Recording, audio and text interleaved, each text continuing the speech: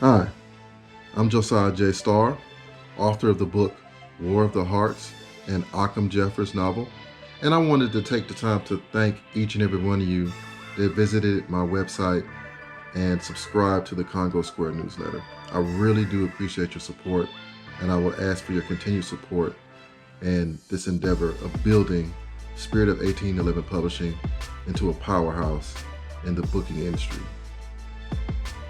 And a goal I see for Spirit of 1811 Publishing is for us to be a giant in this industry, for us to be an institution that I can pass down to my children, and my children can pass down to their children, which will be my grandchildren, and the same for your children. I want to be able to create jobs for Black folks. I want to be able to create an avenue where we can speak freely without having to censor ourselves on the white media. And I want it to be an avenue where, when we present our agenda, we almost always change the world. This is the way to do it. This is not funded by white dollars. Every dollar that's spent on producing and making War of the Heart was my money. All the advertising, that was all my money.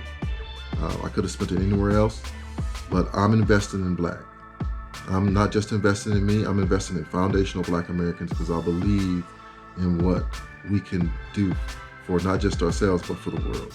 And when we finally decide to get serious about building, we can change everything. But first, we have to know what serious means, and hopefully we can set the example here at Spirit of 1811 Publishing. And you just can't talk about it, you got to be about it. And I'm thankful for your support because none of this means anything without you. And we're in this together, and I want you to be a part of this. The upcoming book that I'm working on now, I'm still writing, in the middle of writing it right now. And this is a good break for me to have to talk to you guys. But this next book I'm writing, it's going to be called Nothing Will Come Between Us. And this book is fun to write. I'm really enjoying writing it. It's going to be different. It's going to be something that you don't see a whole lot in Black literacy. But it's something that I'm absolutely, this is going to be a banger. This is going to be a banger. That's all I can say. It's going to be good. Just to give you a little bit about it, but not much. It's going to be kind of a little bit of sci-fi. It's going to be set in the future.